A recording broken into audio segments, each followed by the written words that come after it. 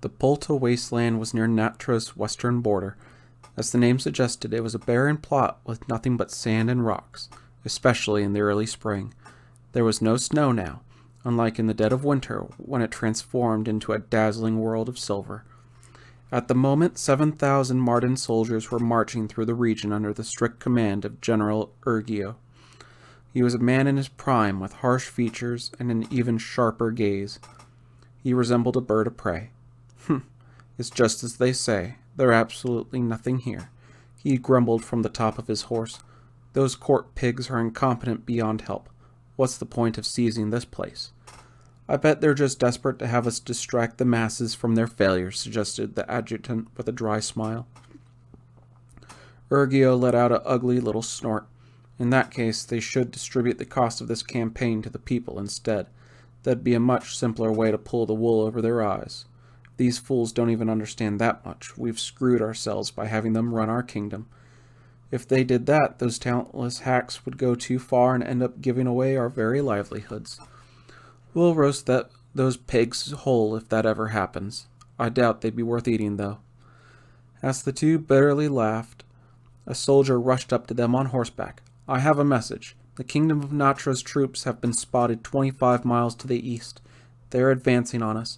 The general's eyes flashed. It seems they move quicker than we thought. As expected of northern opportunists, they're quick, I give them that much. That is, if they didn't leave their spears at home in a hurry. But, General, I heard their soldiers have recently been trained by the Empire. If we let our guard down, it may come back to bite us. Don't worry. They're about to find out firsthand that even if you teach a chicken how a hawk flies, it'll always be nothing but a chicken. Move our men faster. Since their troops are in a hurry to put their necks on the chopping block, we're going to finish this up right away. Yes, sir. The adjutant began barking out orders. Giving him a sidelong glance, Urgio turned his attention toward the east, reminding himself that he'd been appointed commander of this war. The reason why didn't matter. Natra was hardly a worthy enemy, but a victory is still a victory. He'd make sure to serve up their heads on a platter. Those weaklings better entertain me a little. He was eager to soak this desolate land with the blood of his enemies and gave a nasty grin to no one in particular. Meanwhile, Natra army leaders were reviewing intel about the Mardan troops again. Just what we expected. Yes, let's move forward with our plan and advance to the hill. Agreed, mounted an elderly commander, nodding at Wayne, who was reading a map on his own horse. He was Hagal, the general of the Natra troops in the field. Technically, the supreme commander of the army was Wayne, but he had no interest in military exploits. The last thing he wanted was to steal credit for the victory from his officers, so ideally he would have preferred sitting this entire thing out. That said, this was their nation's first war in a long time. There was no saying what might happen. He prudently suggested accompanying the troops, in case they needed him to massage out a diplomatic solution instead. That way, if the opportunity presented itself, he could pacify their opponents and bring the whole incident to an end as quickly as possible. Nonetheless, his soldiers were uneasy that he was nominally in charge. After all, he'd never set foot on a battlefield, and now he was leading an entire army. This was why Hagal was the one truly in command. He was originally a high-ranking officer in a foreign military, renowned for his long military career and involvement in countless historic battles. He was quite curious how someone of his caliber was stuck in a backwater of Natra, but he had his reasons. Threatened by Hagal's brilliance and popularity, a lord of his previous land attempted to have him killed a few decades ago. Fleeing as far as he could, Hagal eventually wound up in Wayne's country. Though the aging commander had recently stopped leading from the front, Wayne knew of no one in their right mind who would complain with Hagal in charge. But man, the military is a serious money-eating enterprise. Bye-bye cash, goodbye funds. With Hagal giving out orders to the army, Wayne was relegated to a spectator role. Not that he had any complaints. He was treating this as a good chance to inspect the variety and quantity of goods consumed by the soldiers.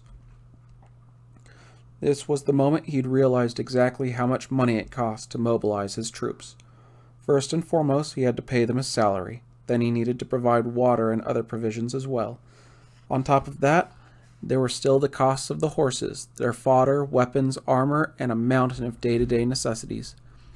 After he added in sundry expenses and calculated the total amount it cost by the time they returned home, he nearly let out a harrowing moan.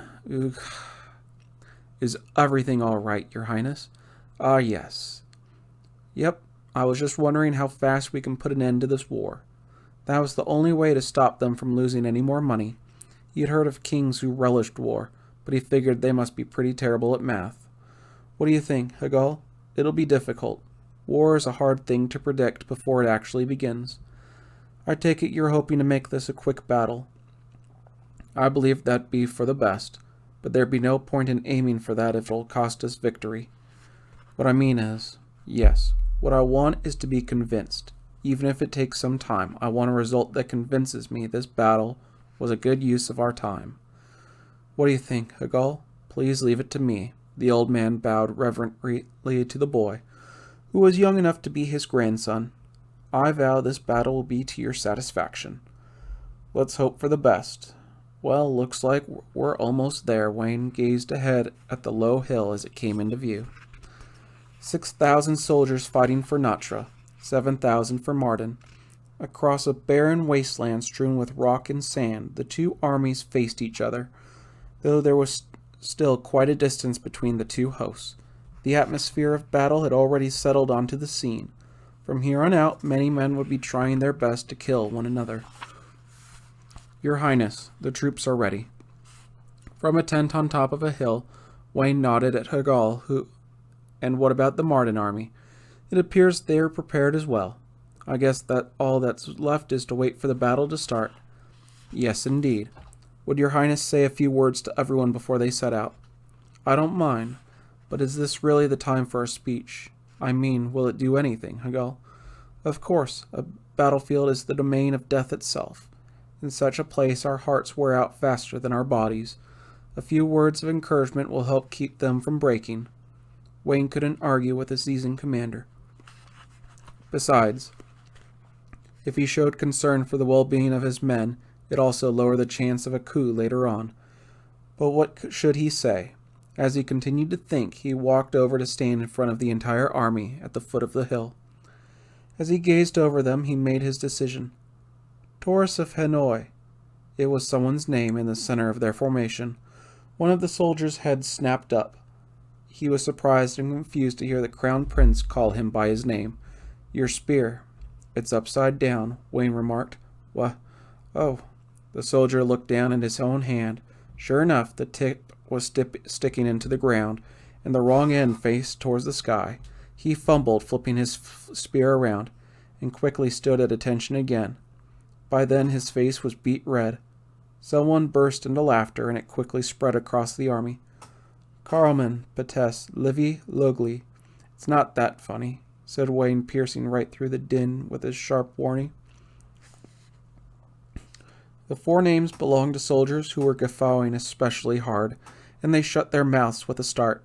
This turned out to be just as comical, but the soldiers kept silent and limited the mirth to their quivering shoulders, knowing they might be called out if they laughed again. Seems like they've managed to relax a little.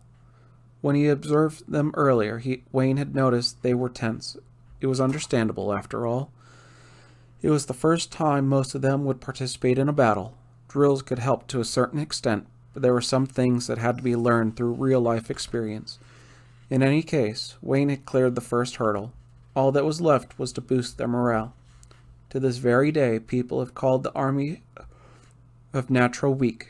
To be fair, that was once true, and right now those soldiers from Marden are looking down on us in the exact same way. His voice boomed, echoing through the crowd. But I know how you've endured soul-crushing training. I know each and every one of you has courage beyond compare, and I know that as you stand here to face those invaders, there is nothing but fire in your hearts. You have no reason to believe you're weak anymore. The relaxed atmosphere from earlier was gone. Now the soldiers were impetuous. Seized by a fiery spirit, fanning the flames he had set, he shouted out to them, This battle is where we show them that we are the dragons of the north. Let it ring out throughout the continent. We are the greatest army to stalk the land. Let us conquer all. We will rewrite history today. Yeah! Their collective cries shook heaven and earth. It seemed he somehow managed to succeed. As he let out an internal sigh of relief, Hagal rode up to him. You are magnificent, Your Highness. I couldn't have sparked such fire in them. At the very least, they won't drop their weapons in fear, Wayne replied with a slight smile. Did you plant some soldiers you knew in the crowd? Don't be stupid. I was totally improvising. And you happen to know their names? Well, I memorized most of them. It's not like we have hundreds of thousands of soldiers. If you add up the entire army, it comes to only 10,000 men. A perplexed look spread across Hagal's face. As the feverish cries of their enemy reached his ears, Urgio clicked his tongue in annoyance. Ranting and raving like the opportunist scum they are, he spat. General, our preparations are complete. Good. He squashed his irritation back down before facing his men, knowing he couldn't put his short temper on full display with thousands of eyes on him. Listen up, warriors of Marden, he blared, his voice rumbling in the pit of his soldiers' stomachs. That over there is our pathetic little enemy. They've mistaken recklessness as courage and wish to oppose our advance. But no matter how many peasants they gather to make their ragtag army, there's no way they will ever win against us. Urgio sharply drew out his sword, and the soldiers raised their weapons to the sky. Crush them underfoot. We will soak this wasteland with their blood. Troops, forward, march. Howling up at the sky, 7,000 men stomped on the ground as one united front. So they're here. Their enemy advanced, a human tsunami. Wayne could feel their presence overpower him from his position at the headquarters. Troops, stand ready, barked Hagal. At his command, the army raised their shields and spears. With the Marden on the offense, the soldiers fighting for Natra were forced to take on the defense, ready to stand in place and beat them back. If Marden was a tsunami, then Natra was a levee. The rival armies steadily approached them. The tension was palpable, setting their skin alight and seemingly whipping the very air around them. Natra would win this battle. Victory was certain, but fear was a part of human nature. Wayne watched the encroaching army with feigned composure, desperately praying inside all the while. Please let this go well. The two armies drew closer. The distance between them shrank. His heart raced faster and faster, until finally the tsunami hit the levee. Huh? Wayne and Urgio couldn't believe their eyes. Whoa, whoa, whoa, whoa. Wait! From their respective places, they gazed at the scene unfolding in front of them, united in a single thought. What in the world is going on?